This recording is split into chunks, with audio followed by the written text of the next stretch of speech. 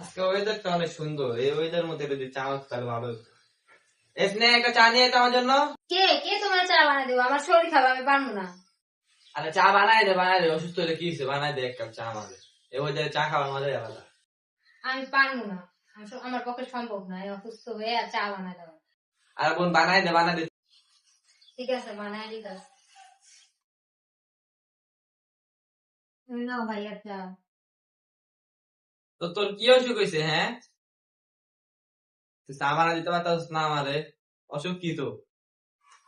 কেমনে কমু ভাই, আমার পেটটা কি খারাপ, পাতলা পায়খানা হয়েছে। সকালে তো অনেকবার কইরা ফেলছে, বাথরুমে আসতে যেতে আমার শরীর আরো ভেঙে গেছে। তোমার তো আমি কষ্ট করে চা ভেঙে মানে বানায় দিচ্ছি।